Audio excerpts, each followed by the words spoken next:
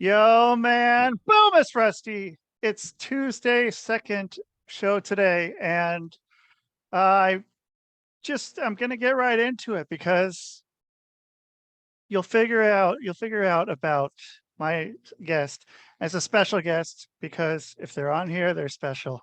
And dude, yeah, we were just talking. We should have been recording, but doesn't matter because this guy has a lot.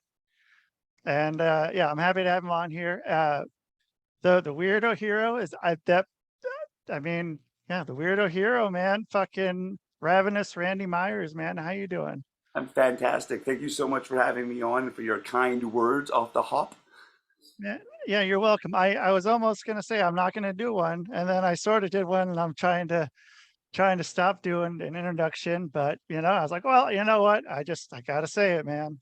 But You just go right into conversation. Is that the plan? yep, I just go right into conversation. So yeah. So then it's kind of interesting because it's a lot of people right now that I don't know that I've never met, and I'll get on for maybe 30 seconds before we start, and I just know I can say their name correctly because you know um, I know it sucks to have my last name or my whatever name pronounced wrong, and it's weird. So I always try to make sure I can do that. For sure. Yeah, the Um, amount of times I've been called Ravishing Randy, I couldn't yeah, even count. Yeah, yeah. And it's like such a minor thing. It's a silly nickname, right? But even that, I'm still like, can really throw me off. And so if you're saying somebody's like birth name or how they identify or chosen to identify wrong, then, ugh, ugh. yeah. And it's just like, oh shit, okay, well, yeah. So just I'll make sure I got that, and then yeah, then I just go, and so then that's as much as we know about each other, and then we just start. Like I could say, okay, I'm gonna hit record and say their name. That's their introduction because by the end you're gonna know the guest, and so I'll let that introduction speak for themselves, and whatever, There you go. whatever, however it goes, man. And um, so okay, so we were talking about. I'll just get into this part. So we were talking about your new promotion that you have that is with the arts, uh, and is taking the darn world by storm. And so, can you tell me some about that? I guess tell the people about this because I just got to hear it. So, but I wanted to know what it is, and I want you to know. Sure, I'll lay it all out for you. So yeah, basically we've started Boom Pro Wrestling in Vancouver here. We're on our, I think coming up is our sixth show. They've all been sold out so far. The idea behind it is kind of like, for those who don't know me, I'm been involved in wrestling for the last 22 years, and I've also been involved in like theater as well, like improv and sketch and stand up for the last like 8 to 10 years, and to trying to meld those two communities together. I've seen so many like parallels between the people I meet in all these avenues of performance art, and just trying to kind of trying to invite them into professional wrestling. I think professional wrestling can sometimes have those like pricklies or things that turn people off, kind of make people feel not necessarily welcome, or old pro wrestling would, or some of the stereotypes of pro wrestling go that way. And so we just want to make a place where everybody feels invited and really show off the theatrical side with through like some longer term storytelling, some like maybe more elaborate entrances, kind of diving into like kind of personality traits or different things that you don't normally see within professional wrestling, like former President Abraham Lincoln performing on our shows, or having a time machine, which Abraham Lincoln came out of, or having 60-year-old mothers involved in angles, or having 8-year-old girls who are also the Archduchess of professional wrestling and are given all the respect in the world. So trying to bring that all into uh, a Legion on Commercial Drive in Vancouver, BC, and we've been successful so far. So that's kind of the elevator pitch. Yeah, yeah. I mean, it's cool, and I'm glad that you get to start it because yeah, I don't know, I've known you for. I don't know, 13, 14 years, Yeah, probably something like that. And yeah, man, it's you've always been, creative. You've been creative. Like, yeah, your first music that I heard from you, and I think I was like, okay, this guy's cool. Like before you even walked out, um, you had it ended up being the song from Orgasmo, the Now You're a Man, and man, and dude, I don't know. I was like, I'm gonna go and say that shit like when he gets on the thing. I'm gonna start going through it because like man, it stuck with me. You had the 3 or 4 parts before it. totally. I Uh think we started with Salt and Pepper's "What a Man" in there. We had yeah, a bit of William Regal's "Real Man's Man." We had some of the Two and a Half Men theme song as well. So it was a medley of man songs to kind of like try and up the bravado that is professional wrestling, and um, yeah, yeah, kind of a parody of all those things that you expect from a masculine man. yeah, dude. I mean, that was yeah, it was fucking hilarious. And I don't know. I was like, okay, well, this is different, and this is gonna be good. And then yeah, I watched okay, well, okay, this is dumb because then uh I was on to toot your own horn, toot your horn here. I was talking about my favorite match. I had a guy, I was on this podcast sitting with Sean, and he said, "What's your favorite match?" I mean, that's like favorite match of anything. And I've seen a lot of matches live. And I was like, man, dude, there was this match with Ravenous Randy Myers and Mr. Smith, man. And I was just like, I don't know how the fuck I explain this, but yeah, it was the coolest thing I've seen. And I was just had my mind blown. We was at the uh, community center, the Russian community center there in Vancouver. And yeah, I remember just like, I think I was behind the curtain then or somewhere near that. And I just remember watching, and I was just fucking blown away the whole time. And yeah, so there's my favorite match if anyone needed to know. Well, thank you. Um, Yeah, I'm curious about how you would describe it because it was a hard pitch to describe myself when I put it out there. It was you're talking about the music match, I believe, right? yeah, yeah, the music match. So I would say it's the short of it, it's a match that has musical there are musical cues as well as it the match goes to the music. And yeah, man, that's a lot harder to fucking do than I thought it would be. It was, yeah, no, for sure. Like I said, I had to pitch this not only to the booker slash promoter, but I also had to book it, pitch it to my opponent. And then we met up ahead of time, and like I kind of laid out the songs that I was kind of thinking about using, and Mr. Smith gave me their feedback on what they wanted to use too, and like a couple different songs that were like fantastic cues as well. And then we basically put together the match as if it was like following, yeah, the cues of the music, which I don't know if I don't think I've never seen it done before. The idea for me came from just watching, like the idea of choreographing, how much it's like choreographing a dance is like choreographing a match. And I was like, well, what if we use those cues rather than giving each other the cues within the match? Uh, Yeah. so yeah, it worked Um, out really well and something I'd love to do again. It was a lot of work, but it's definitely was a lot of fun and again, not something people have seen before. I mean, have you seen any since? I haven't seen any since. No, I I've mean, seen like if music break out in the odd time. You know what I mean? We've seen maybe like Michael Jackson song break out in a match or oh, whatever, and they do like a choreographed sweet little spot. And any of yeah, those times where they can break the walls of reality and kind of make wrestling almost like the cartoon world, or where like absolutely anything can happen. And that's what I love about wrestling is it feels like you walk in there knowing you're going to see a match, but you don't know exactly who's going to be involved in that match, how they're going to be presenting themselves that night, what kind of fun clothes they're going to wear, or what kind of turn they're going to take. And wrestling gives you the opportunity to do all those things. And sometimes I like to like, after doing it for 22 years, I like to like keep pushing myself and to find new kind of corners. So I'd love to challenge anyone else out there to do that music match or to have a music match versus me, because I'd love to see more of that kind of avenue. Yeah, I mean, it was. I mean, so okay, if you guys haven't seen it, then you gotta type it in. I'll put a link in there or something Perfect. for it, or yeah, I'll have yeah, that link, or I don't know. I'll figure it out. You guys can check it out. It's yeah, ECCW Ravenous Randy Myers versus Mr. Smith, and it's all you gotta do. You can type it in, and boom. There you go. Yeah. Um, I like how you keep yeah. saying boom. I think that's the second time you said it, which just feels like a little bit of a plug for my wrestling promotion. So I appreciate that.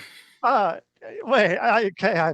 That makes sense because because what I do is I say, "Boom, Miss Rusty," and that became a thing. Yeah, I was doing these shows. There's this site called Whatnot, and it's like Oh yeah. a live auction site. And so I'd go on there and I'd be selling clothes and t-shirts and stuff. And I'd say that for some reason. I just started saying that, and then it just sort of stuck, I guess. And now I just like, all right, I'm gonna say that at the beginning of everything. Hey, So for sure. We will yeah. take the uh, we will take the free advertising. Yeah, so anytime you guys hear me say "Boo, Miss Rusty," you can think of Ravenous Randy Myers promotion, There you Boom go. Wrestling. So Boom Miss Wrestling. Um, Amazing. So you did a yeah, lot of like online selling, didn't you? I did. Yeah. And it was I don't know, it was good for a while. It was like so when the pandemic hit, I mean, it was really interesting because there was a lot of people that were, I mean, everyone was home. Mhm. So it became, I don't know, it became just crazy. And at that time I was living in Minnesota. So I'd start getting all kinds of, I don't know. So I started out, this is gonna sound terrible. Um, which is always a good thing to start Perfect. with a story. So I was watching these YouTube videos and they were talking about some of the things because so I started watching this guy who would dive through dumpsters, and I thought it was pretty interesting, Yeah. and like behind like GameStop, or Okay. someplace like that, or like a Big Five, or so um yeah. So then I started looking on, Craigslist, Facebook, and I saw that someone had Harley Davidson stuff, and I knew that was one of the things that people like to buy. And I went over there, and she had a whole bunch of stuff, and yeah, it was a whole bunch of guy stuff, and it was like her husband, like they were riding, and he got hit by a semi, Oh wow. and so she was giving away all his stuff, not giving away, but wanted to sell all his stuff. Um, and that wasn't the reason I went out and got it. It just happened to be the story Totally. of what happened. And yeah, I was just like, oh shit. And so I'm like, anything you want to keep, please keep it. Like if there's anything that has, extra that you're like second guessing about, wanting to sell right now, do that. But otherwise, yeah, I'll take all of it. And so I took all that, and it just kind of started from there. And yeah, like yeah, then I was living down in Spam Town, USA. Okay. Yeah, yep, I lived right by the Spam Museum, Oh wow. which is, yeah, it's huge. Our friend Uh, Sid went and just toured there not long ago, and oh, he showed me the pictures of it, and he did like a cross America tour or whatever. And that was one of the. He was telling me all about it, and I kept asking him more questions about the Spam Museum because it just seems so interesting to me. yeah, it's dude, I mean, it was wild. And I couldn't, the whole town is crazy. It's like, I mean, yeah, everything's run by, like, half is Hormel, half the town is just run by Hormel. And so Wow. yeah, and but I lived by uh the slaughterhouse. Okay. Oh So wow. Ugh. yeah, so and I've never had Spam before in my life. Neither. And okay, so then yeah, because I've always been kind of, I don't know, man. That's, it's meat in a can, and Totally. that, yeah, it wasn't something that I was into. And so like that was the smell that I would be smelling, that I would associate um with spam. And so I started smelling like the slaughterhouse. So then I decide one day I'm gonna try spam, and I go in and I get, it's like 3 fried pieces at the local diner.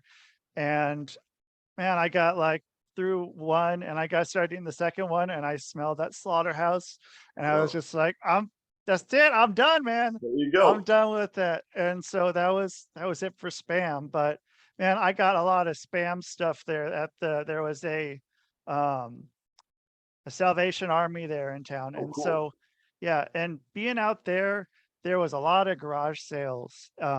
It's, and especially, and so yeah, it's like right on the border of Minnesota and Iowa.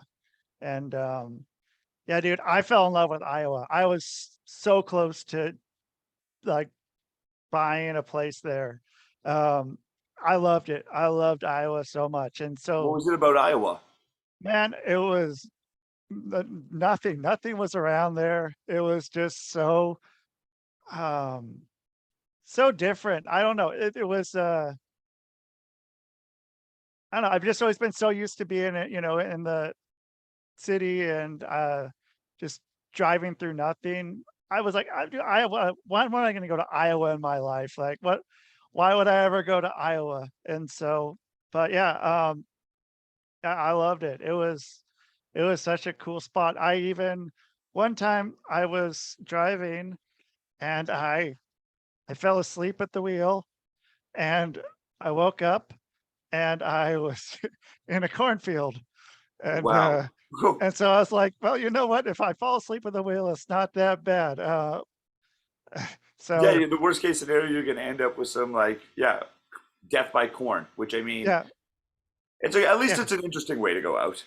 yeah. So yeah, I was just like, I mean, I don't know. I woke up, and like I was just in the cornfield. Nothing happened unless I ended up on some alternate timeline, which maybe Quite happened. possible. You could Yeah, have gone right through a portal into another, like, who knows? It could have been, yeah, children of the corn, some sort of pumpkin head. I don't know. All sorts of creepy stuff does happen in corn mazes, you know?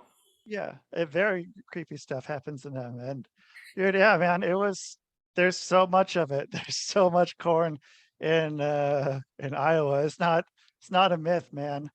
But yeah, they had garage sales all the time there, and there's stuff like I could get for, I mean, what I was getting up in Minnesota, up in like near Minneapolis for, $5, I'd get for like 50 cents or 75 cents or something Oh, like that. wow. Okay. So Yeah.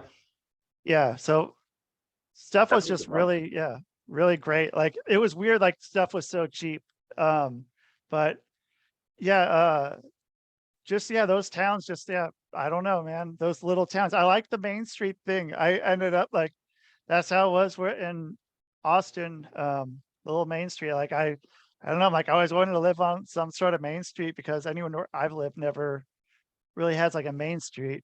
Yeah. And yeah, man, it's crazy. So then, yeah, then I just during that time I amassed a bunch of shit. And then it was like, oh shit, okay, I get the word that I'm going to be moving in like 2 months.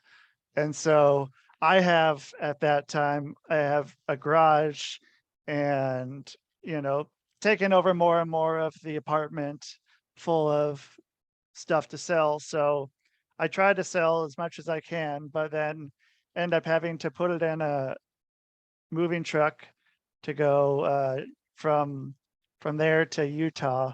Oh, wow. And yeah, so that was probably almost half the truck was just stuff I was selling. So yeah, I got there and put it in a storage unit. It was like, it's not going in the house. So Totally. Yeah, that's a good call.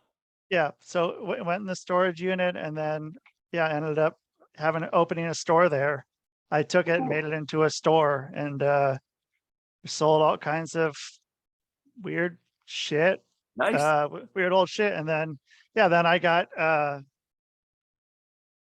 I got to the point where I was like, okay, we're moving now away from Utah and the lease is up. So, um, sell the shop, and I wanted a certain amount of money. And that, like, I got asked, how much would it take to just, sell everything. Um, and I said a number, and I asked for more than that, but I ended up getting that number. And so I sold it as a turnkey Okay, yeah. business. So like, yeah, so whoever the guy that took over just, had a shop ready to go, and I walked out, and yeah, then, you know, moved and came out here, and now, yeah, now it's whatever. And I mean, it's different. It's definitely harder in the cities with For there's sure. a lot of people that are at the secondhand shop, and yeah, it's a lot tougher. It's a lot tougher than, the country cities.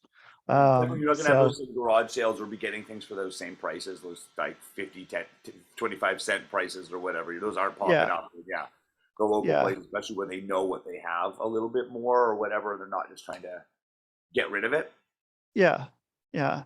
Yeah, there's been a lot of that. And so I've kind of backed away from it, and yeah, now I have some stuff, but I can't, I don't know. I haven't got to a point where I'm like, I want to go and try to sell it now.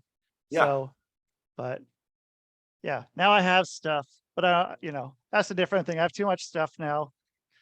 Like when I moved from Oregon to Minnesota, I had what was in a small two-door car, okay, and yeah. that was everything I had. And man, it The cars was, just keep getting bigger. yeah, the cars just keep getting bigger, and yeah, just and then yeah, then you got a truck, Yep.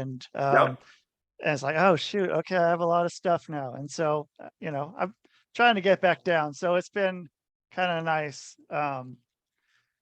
Yeah, so yeah, Nice. doing more of this to kind of take the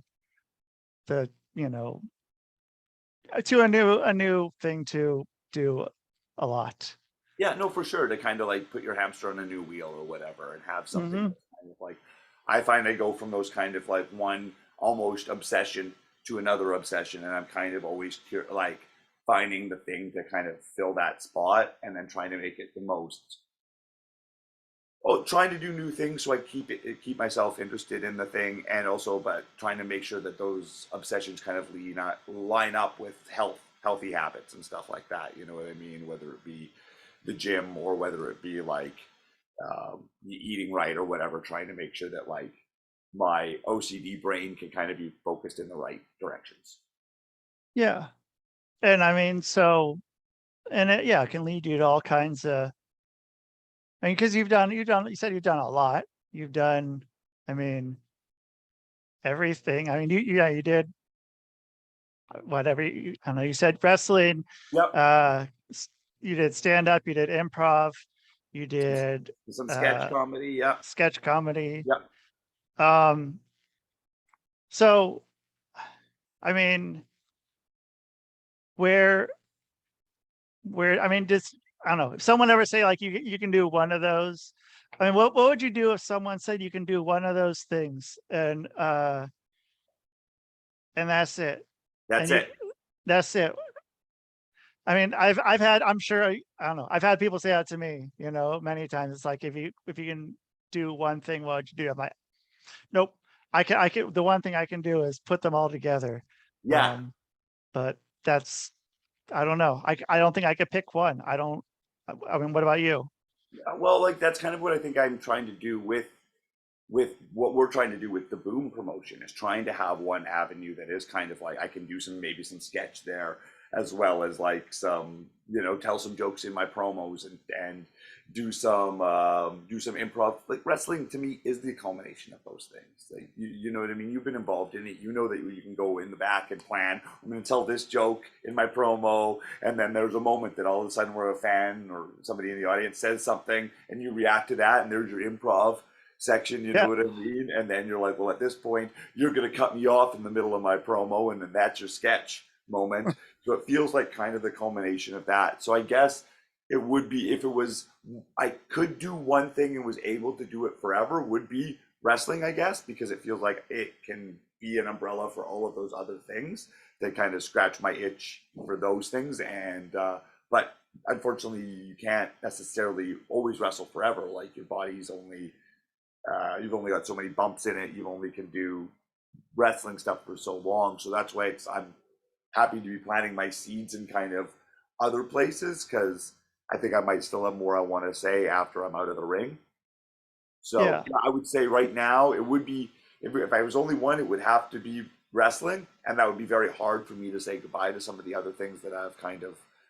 I feel like I'm kind of in a polyamorous relationship with these art forms. You know what I mean? One day I'm Yeah. seeing wrestling, and that's the affection. All my affection goes to that, and then the next day it'll be stand up, or whether I've got a sketch show coming up or whatever. So trying to do.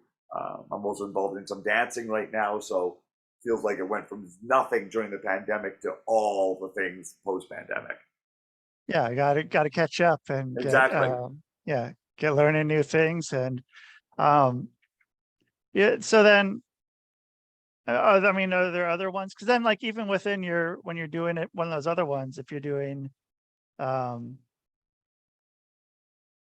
like if you're doing a sketch one, Yep. I mean, if you're doing that, I mean, are you, you're still able to do almost the same stuff as you were doing in any of those too?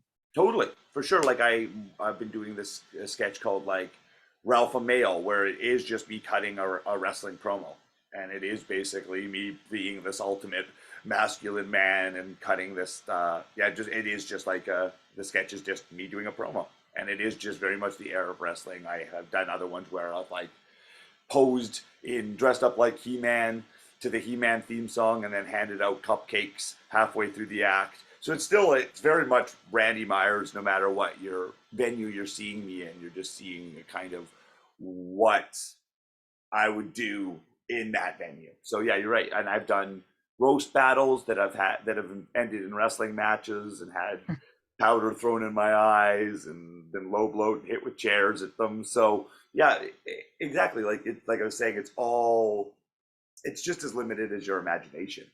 Any of these kind of creative endeavors. If they're wanting us to be creative, we have the opportunity to like break some molds and do something no one's ever seen before. Right. And, I mean, there's nothing really better than that. There's, it's just, it's too, I don't know. Cause yeah, I mean, you can blow people's minds just by doing something. And, any of those people that are, in the audience, they're in for a good time. They're in for, some ride that you got to take them on. And, yeah, Exactly, and it could take them away from that kind of their day to day life, and hopefully for a second be able to like ease some of that stress of some of the not so great stuff that's going on or whatever. Take them away and take them on yeah. a magical journey. It's so weird, man. Like how much it can do. And I don't know, uh, it's an interesting thing. And I mean, there's a lot of, in wrestling, there's a lot of interesting people that come and go. And it's a, I don't know, man. It's pretty crazy. But there's certain people that, I'm like, okay. I mean, there's some people that you just like, I don't know, where would I have met you otherwise? I mean, like how would we have met other than wrestling? I mean, it's just Totally, so weird. I mean, but then it's like, okay, it's like, yeah, there's someone I can, yeah, like talk about whatever with, just, and yeah, it's it's pretty cool, man. It's a weird place, man. It's a weird fucking thing, man. totally. It's a little cliche, but like to say it's the island of misfit toys, but that's so what it is. You know what I mean? Like you said, where we Yeah. have met all these like-minded people, but let's face it, a lot of us are a little too anxious to be necessarily social in other avenues. You know what I mean? Right. So we're able to be social in this avenue where we're able to be our freest version of ourselves. Not necessarily even putting anything on, but we're able to take off some of the airs of standard society and then be the person that we we will always wanted to be, Yeah. you know. And yeah, that, I mean, you got to be, so you were how old then when you started? 17, 17, yeah. Okay. Yeah. I mean, that's crazy. I mean, I wish I would have got to start when I was 17. I wish I would have had the thought of just going, why can't I do this now? And yeah, so I mean, 17, so you're just like, okay, this is what I'm doing. Totally. Well, it This was like I was always like involved in like drama and school and stuff like that, like both drama like in the classroom and out of the classroom. But then at one point I got to like the final, it was like drama in grade 11. Those dramas crossed over, and I ended up getting kicked out of drama class, and that was where a lot of my attention and my focus towards the arts was. So then when I got kicked out of that, I came home and told my mom that. She's like, well, now, like, kind of, what are you going to do with your life, you know? And you I say, started I going want to to, rock. exactly, I want to rock. And then at that point, I had seen the commercials for the wrestling camp, and I knew there was a local improv company in town as well. So I went to the improv school, and everyone was in their late 30s. And then I went to the wrestling school, and everyone was like 15, 16. And I was like, okay, so I could do improv till I was 30 and then start wrestling. That seems like it'd be a challenge, especially for someone who wasn't athletic. But if I could do wrestling till I was like in my 30s and then go into doing improv, it felt like that was kind of a possibility.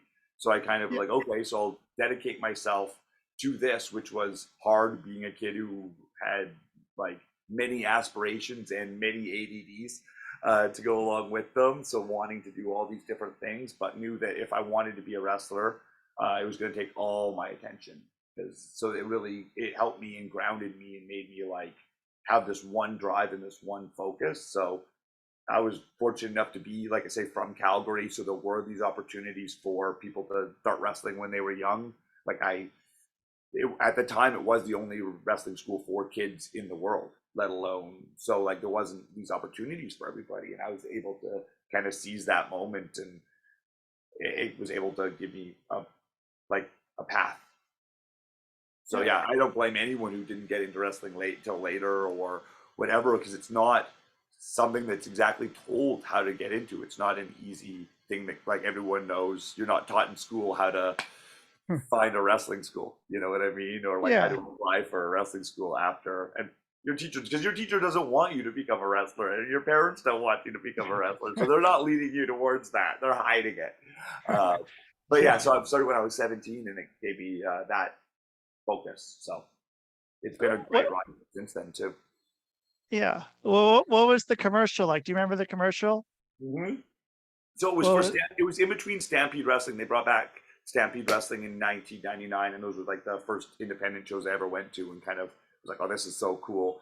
And the commercial was Teddy Hart in the ring, and he was saying that his students were so good that he could teach you to do a backflip off the top rope to a DDT within weeks. And it was then showing like young kids doing these moves and doing backflips and doing like top rope DDTs and all this like wild stuff. And it was like, yeah, it was on my local access channel or whatever. So it was like this like kind of cheesy commercial, but it was like I remember I used to go to punk shows when I was like a young teenager, and the gym where these commercials were being filmed at was right across the street from the old venue I used to go to. So I totally knew that area of whoa. town. I knew exactly the gym it was. So I was like, okay, so I think I'd even been yelled at by the owner of the gym, Ted's dad, a couple times when I was a young punk for probably being drunk on his leaning up against his fence or something like that. So yeah, so it was like I knew Holy what it shit. was, and that commercial kind of hooked me, and then went down there, and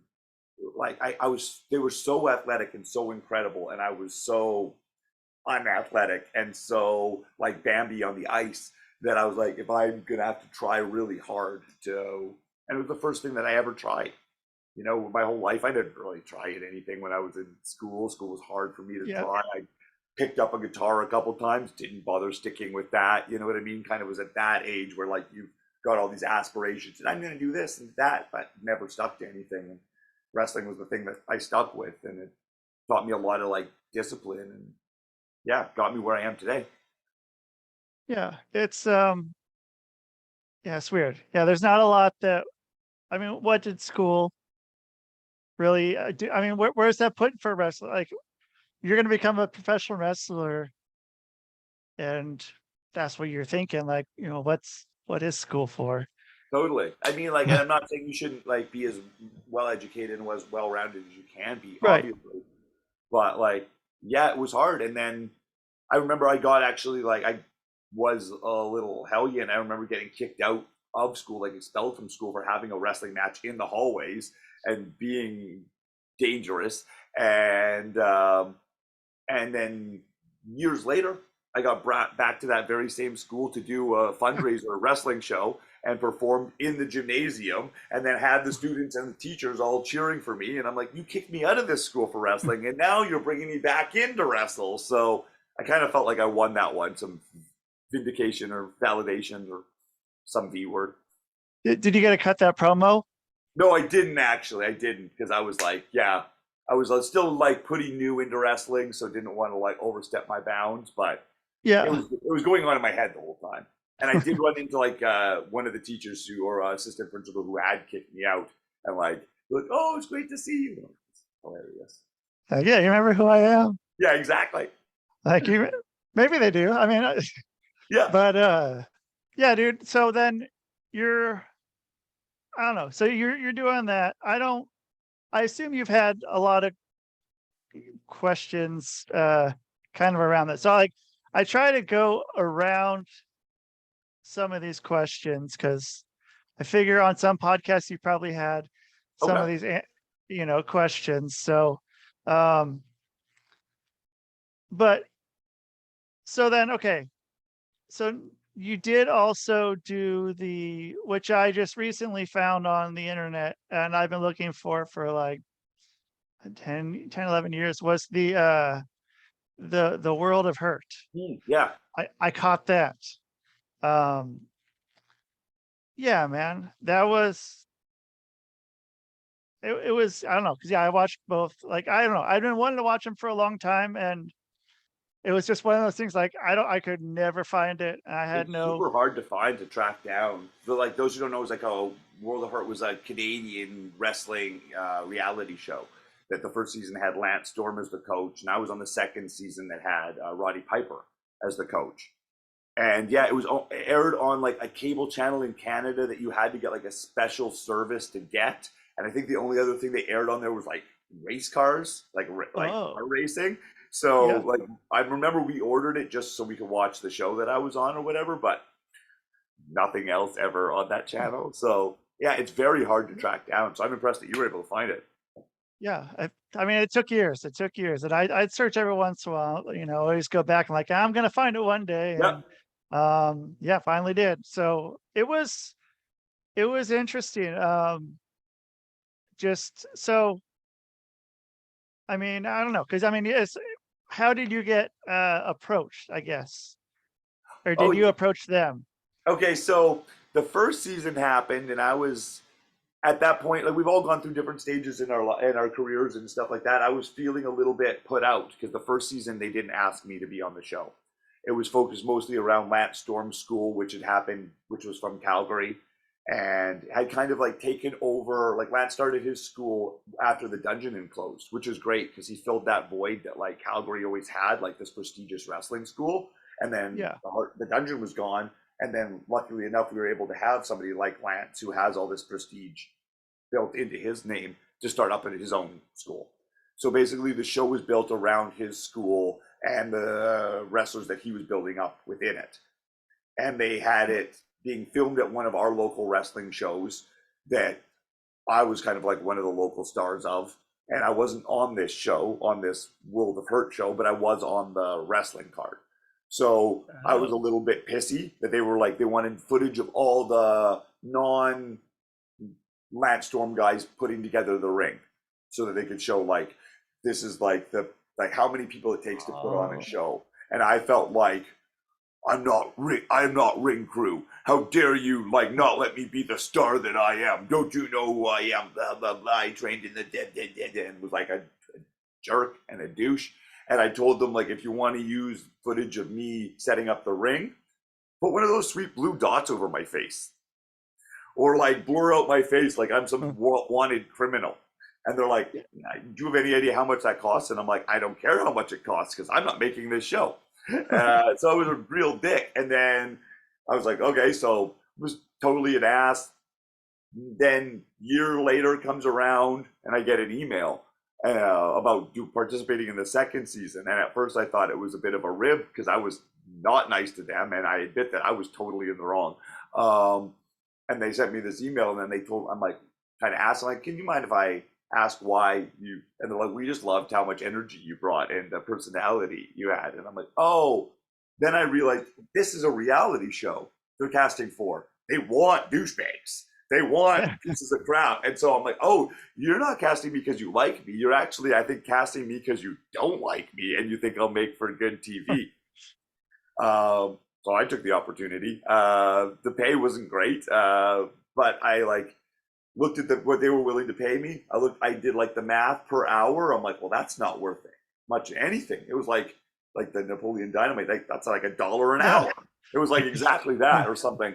And then I'm like, but how much would you pay for the opportunity to train with Roddy Piper for 3 weeks?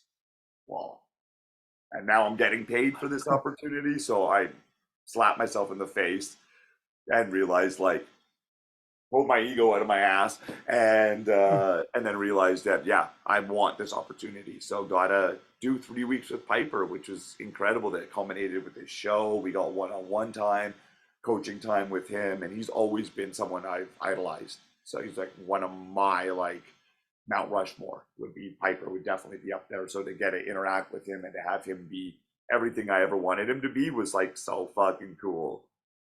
Yeah. I mean, so uh at least in the show, I mean, the show looked like he took, quite a liking to you. And I mean, so you probably had some, a lot of time to be able to, pick his brain about whatever. And so, I mean, what's something that like what's one wrestling thing like that you kind of got out, and what's one kind of like rest of the world kind of thing? Oh, nice, cool.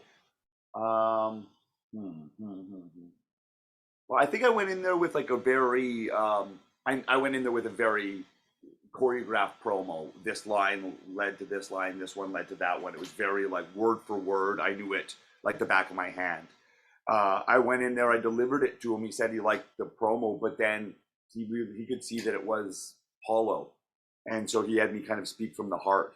And then man, that kind of made me realize like, oh, my kind of the things that I'm trying to hide from this world, me trying to be the man, like this like super bravado man and hiding kind of my sensitive side or where my vulnerable side was kind of only showing half of my deck or like only kind of showing half the coin. So tapping into that could kind of take me to those more vulnerable emotions and not trying to always play masculine or something that I'm not and trying to lie would bring more well-roundedness to my character. So I think he helped me tap into that. So that would be the wrestling thing I would say. And then he like had some great like he has a very wild, fantastic brain that I think was moving a lot, which is similar to how my ADHD kind of affects me. So he was like taught us some breathing techniques and some focus techniques that were really cool. Just simply like, Wow. you know, counting down your breath, like breathing in for 5 seconds, holding it for 5 seconds, releasing for 5 seconds, doing that 5 times. He would use this technique of like Oh, snapping in his ear to make himself more present, which to this day, when I feel like things are moving too fast, I'll find myself doing and kind of can bring me into the now.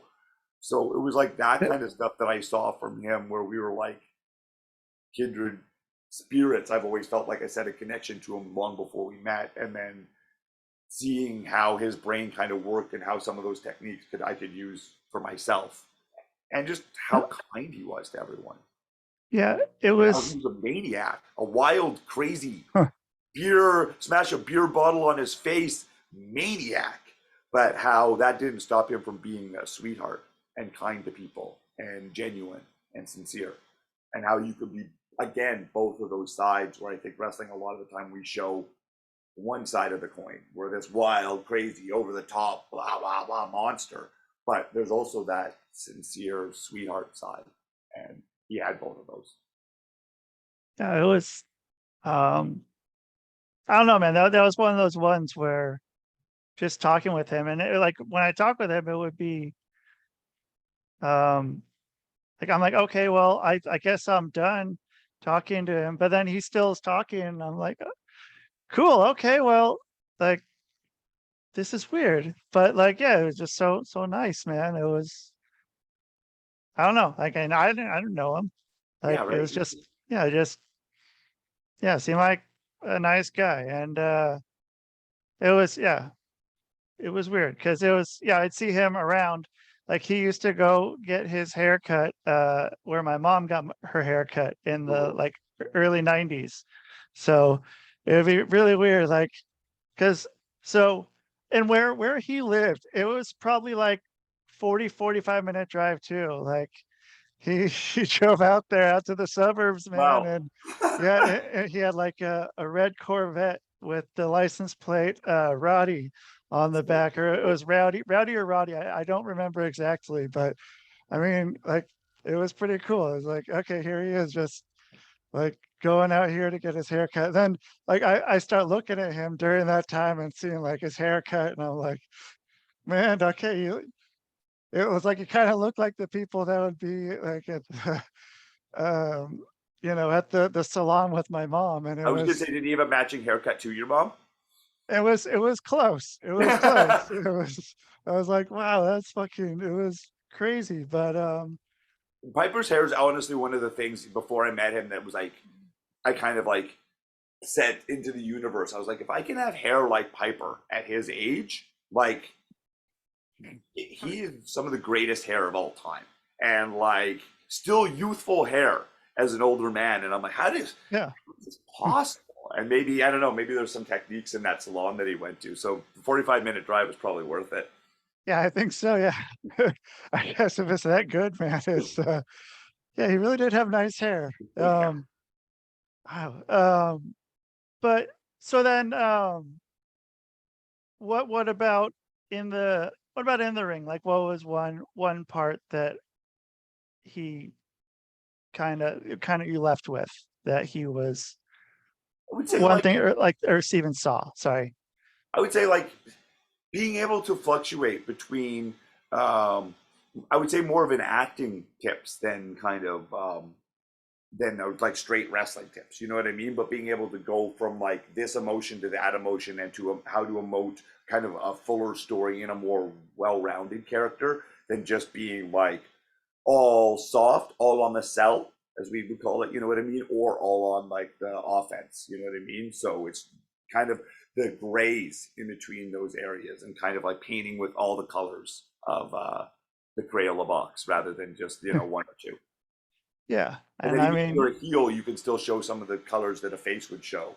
And even if you're a face, you can show some of the emotions that a heel would show. And just the timing of those places is kind of slightly different, but you can bring out the same emotions. So kind of like those nuances that I hadn't really focused on up to that point in my career. yeah. And then you ended up with him again in Portland. Was there any Mhm. during the uncut, the Portland Portland Wrestling Uncut, Wrestling yeah. Uncut, and you were there again. And so, I mean, he remembered you. And so, I mean, did it, what, what kind of went in there when, uh, you were doing that? I mean, what was kind of did like he come in knowing what he wanted to do with you, like what he wanted to show that he had a show? I don't, because I don't know how much creative control he had on either show. I don't know how much he had, but like when he brought you in, what was he trying to, or you know, get across about you, or to showcase you? What was, do you know what he was trying to, was it, do you have something in mind, or Yeah, I think like when I'm not even sure he knew I was going to be there, to be 100% honest. Like I think I was brought in by another owner like of the company. oh, And okay. then like so when I went in, I felt like I was a little bit nervous, like I hadn't seen him in a while. I'm like, does he even remember me? We obviously had a good bond on World of Hurt, but he's met so many people and he bonds with everybody. It seems like, you know what I mean? So I'm like, he's gonna remember me.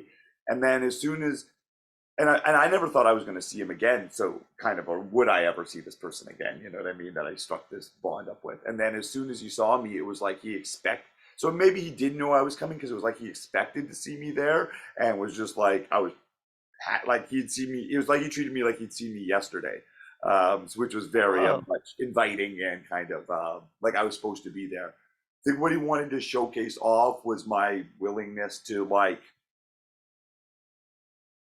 um, my wildness, for lack of a better term, or like my unique quirkiness and kind of like my mannerisms and how I kind of carry myself in a different way and kind of march to my own drummer, as it were. And I think he wanted to showcase that. I think that was something he found intriguing within World of Hurt, and then was something he kind of wanted to dive more into Portland Wrestling Uncut.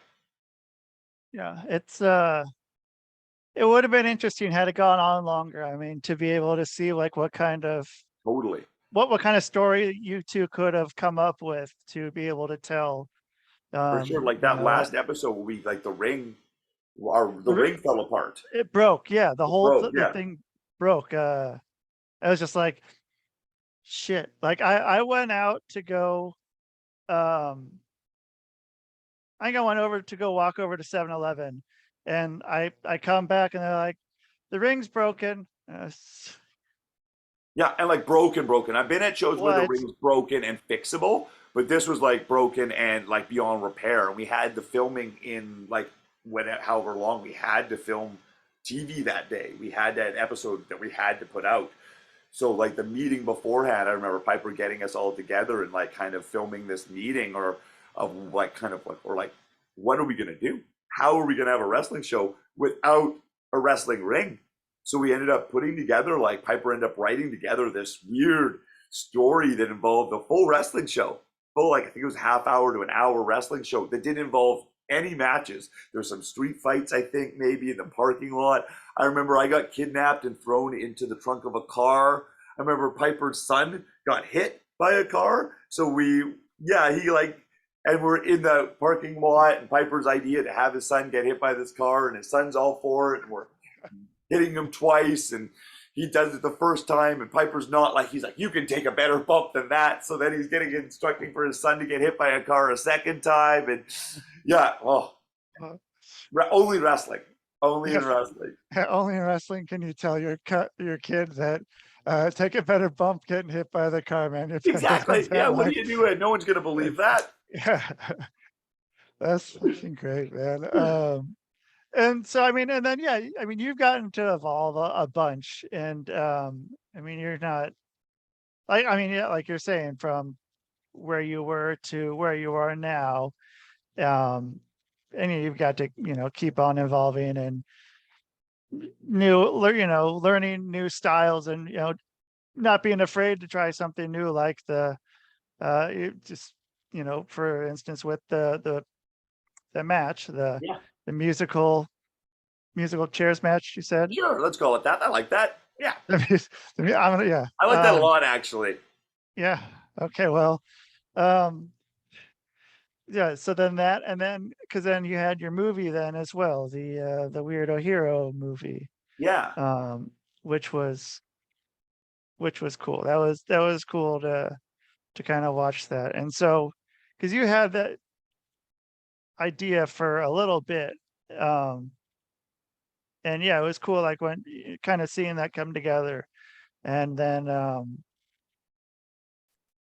yeah, I mean, I liked how that worked. And I mean, it was something different that you got to do, and you had a whole promotion too, like, that you're able to work with, which makes it kind of even cooler. And then yeah, get to be able to, I mean, yeah, to put it all together, and then it's like kind of wrestling. It's part of wrestling, but it's wrestling, making a movie, Yeah. and Totally. Yeah. like We got it's like use the like all of the keys that are part of wrestling, and then some of the tricks and camera work through movie making as well, right? Yeah. And then tell a different story. Get to tell a story about. It's on YouTube for those listening. It's the Weirdo Hero web series, and it's like a story about a local wrestler who finally gets his big championship win, and then thinks that this is going to cure all of his ails in his life, and that he's still just as depressed the day after he wakes up with the championship as he was the day before.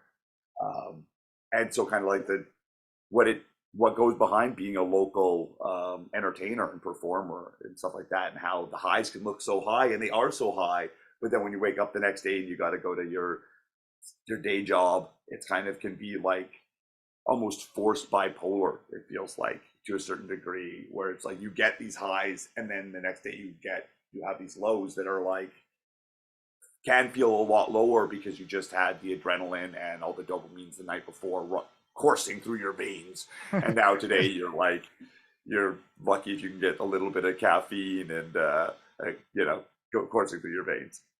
Yeah. It's yeah, it's a big one. It's a big drop, and I mean, it can get hard that next day for sure. And Yeah. um yeah, yeah, I don't know. Going back from there, and I mean, it's a yeah, I don't know. And it's again something I'd never seen someone really be able to kind of go that direction with a movie. And um yeah, and not really ever since. But um It's yeah, got a cartoon that's rabbit in it too, right? So I mean, we've got a cartoon right. rabbit, a goal crossed off my lifelong list of being a Roger Rabbit fan since I was 6 years old or whatever. So yeah, What was it about Roger Rabbit that I think it's the thing when we like kind of talking about within wrestling of the cartoon, being able to make like that crossover between reality and just like surrealism almost. You know what I mean? Where like and how that when you could see real life actors crossing over with the cartoon characters and living in that kind of a world, and that's always kind of life can be so boring, especially if we're just human beings all the time living in this version of reality, you know what I mean? So it's kind of fun to cross over. And so I think that struck a chord with me when I was young. And so when they pitched the idea, one of the creators of the film or the other writers pitched the idea of maybe having a cartoon be my inner demons, I was like, this is fantastic. And the fact we were able to get it pull it off on like a micro budget and stuff like that is still like a feat to this day. yeah. And so then you're just like, I want a bunny, Yep, uh, yeah, yeah. or a rabbit, or it's like, But also like kind of like crossover day. It just feels like to Harvey and all those kind of things in the past that have kind of been like imaginary rabbits or kind of like yeah, it felt like it was the way to go. A nice little nod. yeah. And then um was it so then with that, then are you having more like wanting to go back to that at all? Are you wanting like not to the movie, but to like a different kind of movie making experience? Or so I mean, because you are like taking any of the shows that you're doing. And I mean, I don't know however you do it, what Yeah, if it no, I would think be. like there's no like I said, your imagination's your kind of like your limitations, right? So I think we could do anything, and I'd love to see what we could do with Boom, or maybe even some stuff within like Defy Wrestling or something like that, where we could kind of like up the theatrics or try and do some movie making alongside the wrestling, or I even got a couple shorts in my head that I'd like to work on and stuff like that. You know what I mean? So yeah, I'd love to try my hand at all kind of avenues of things. Just have to remember to kind of bite-sized pieces. Yeah. Yeah. And so then, man, it's a good way to do it. It helps out being able to switch when you need to switch, when you gotta switch to something new, Totally. having that there and ready to go for when it's time to go. Um, and so, okay, so when you are right? Like before your match, what are you doing? Mm. The 30 seconds to a minute before. Okay. Well, normally I'll do some stretching or whatever, probably like pop out a couple squats, tell myself I can do this, little motivational speech, you know what I mean? Kind of try and ground myself for a second. And then the opposite. As soon as my music hits, I'm backstage, like kind of listening to those couple bars that hit before I burst through the curtain, and then letting those kind of absorb into me, like letting those kind of dictate, almost possess me, and like control my mannerisms from that point on.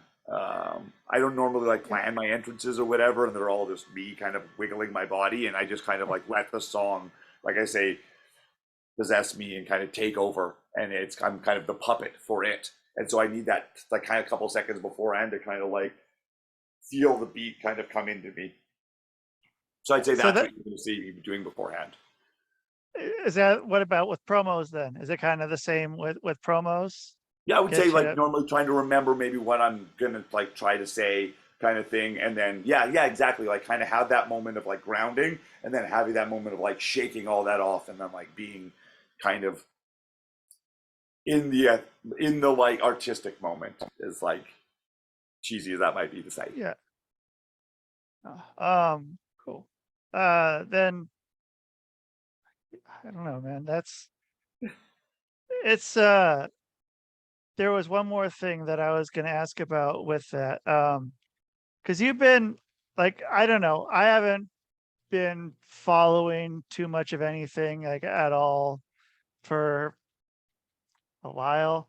But then so then I finish up I watched that match, your match that we talked about, the well, I'll call it the musical chairs match before before the show started. And but then it went to the suggested videos, and then it had like the device stuff, and I was just like, holy shit, man, like they've done stuff with you there that's been, pretty fucking unreal. Like if it would be like who I wouldn't know it, but it would be who I'd want to, have you see wrestle.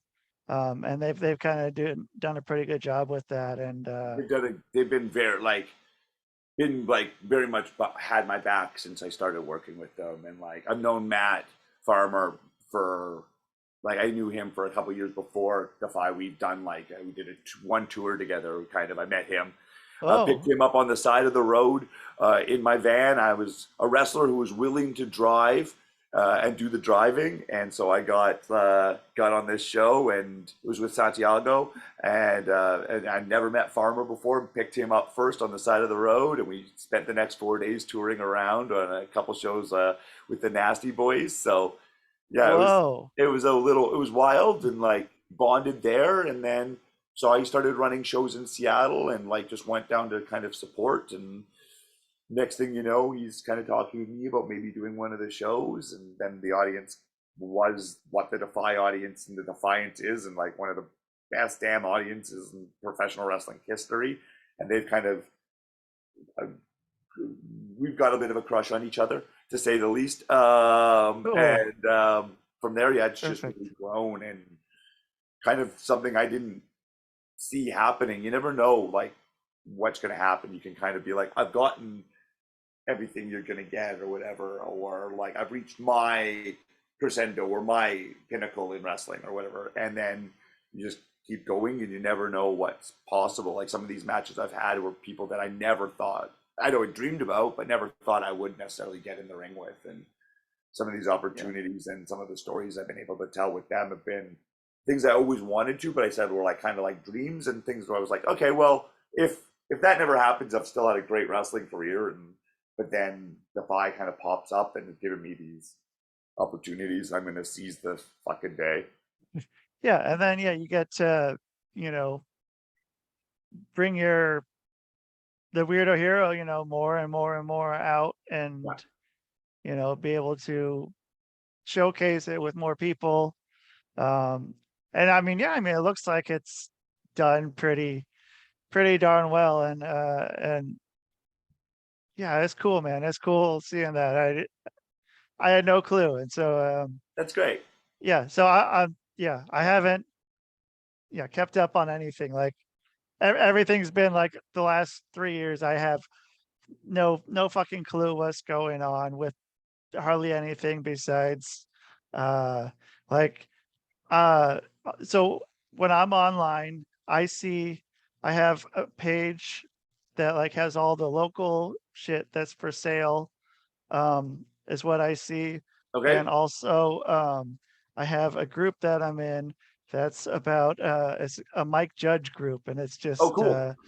yeah, that's my internet, my like my social media right there. That's as much as I really see. So It's so um interesting how we can all have these like different versions of our own reality. You know what I mean? We can all be like living in these different realities at the same time because we're only in this part of it, and we can have part of our world that was like wrestling for you, and then that's just you're no longer in that world. Like I'm yeah, not doing improv stuff anymore, and that world's still continuing on, but without me. And it's yeah, yeah, it's interesting how we can kind of skip around the universes and the dimensions that are on this planet, right? yeah. Because yeah, I mean, I've gone and yeah done stuff. I do a little bit now, a little bit. I haven't. Thought I was gonna be done, but it didn't Those- happen. Yeah. And then yeah, got to do stuff in Minnesota, which was cool. Yeah, it was like pretty neat. Like so, the first thing that I started talking to a guy about was Buddy Rose, and so like we I got to share stories about like that I heard, and then they were telling stories of him back when he was, way younger than that, and so it was interesting to hear that. But I mean, it's cool, yeah, going there, and then I was down in Utah and did some down there, and then now, yeah, I'm out in Connecticut and doing stuff out here, and like it's weird. I mean, like anywhere you go, you can. I mean, wrestling, it's a weird place, man. It's It is. You can there's find the nothing misfits like it. everywhere for sure. Yeah, and yeah, it's like 'cause I haven't seen you for probably 5 years at At least or least, yeah. something. Yeah, and yeah, because it's weird, man. And then it's just like, okay, well, yeah. I'm like, dude, I don't know why I haven't had you on here, but yeah, You dude, are. it's been yeah, yeah. Thanks, man. It's cool, and I'm glad we get to talk because you know we're on the opposite sides of the. You're not even in my country. Nope. You're in another country on the And other side of the continent, and like I'm happy that we get to talk and that that we can do this. So, for and sure. this is a shirt that was your idea. This is the last time I'm gonna wear this shirt, but this was your Oh my idea. God. Amazing. Yep. Yeah, The Purple yep, Rain inspired. yep, dude. Which if you ever go there, if you ever for some reason want to go to Minnesota, don't know, but Paisley Park, where Prince lived and did his recording and stuff, that place is unreal. That's pretty It's yeah, it's so cool. Like he can record anywhere in the house. Like if like that's he could be cool. in the bathroom and just like he had everything wired so he could, just That's record. So yeah, so fucking cool. yeah, washing his face and come up with something. I mean, uh yeah, just to like always be going on having some new thing to be thinking about. And that's that's you too. And you get to just always have something. So then do you have something you write in? Do you have like a notebook or a legal pad, or do you write on your phone if you have some idea that comes up? Where's that go? Whatever's closest. So a lot of the time it will be my phone, but I do have drawing pads and notepads beside me at all times, and I have a workout journal that ends up being full of a lot of ridiculous ideas as well. It's like half the reps I've done that day, and then half all the fantasies I want to create. So like yeah, all over the place. So Yeah, and I've just started using a whiteboard that kind of to try and like be a little bit more organized and stuff like Oh, that. Yeah, so trying to be a little more professional and get those thoughts out in not the most scribbled on the back of a napkin way. yeah. So now they'll be scribbled on a big whiteboard. Exactly. Or Yeah. have napkins that have scribbles on them magnetized to the whiteboard. That could probably be, yeah, more so that you get those and just, yeah, start bringing them back. And because it's the whole thing, having, I don't know, having that little part of the, page of the journal or the whatever and putting it up there, like, it has, like, if you wrote it in that, it has a different feel than if For you sure. wrote it on the whiteboard. Like, when you write something on the whiteboard, that's where that's where the idea is. That's, like, where everything is with it. Like, it's an energy or whatever. I Everything's agree all that right the there. And original energy is in the original scribble. I totally know what you yeah, mean. and I feel weird if I have to, uh, get something out of my notebook. Like, I feel like this, like, it can be there, but I'd have to do something. Feel like I'd have to, like, throw that page up on there with it and be like, Yeah, yeah. okay, there's For the reference idea, sake, plus please for look at the referencing. yeah. Yeah. And, yeah, dude, it's a whole thing. But, It is. so where are people going to find you all over? What do you want people to find you?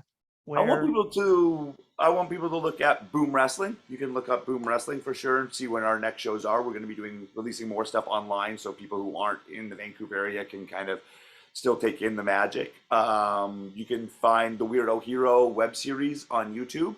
Again, it's like 7 years old now, but I still think it has some good beats that like kind of hit home no matter what the year is. That music match Yeah. is also on there, the musical chairs match. You can find me at the Weirdo Hero on Instagram or at Ravenous Randy Myers on Twitter.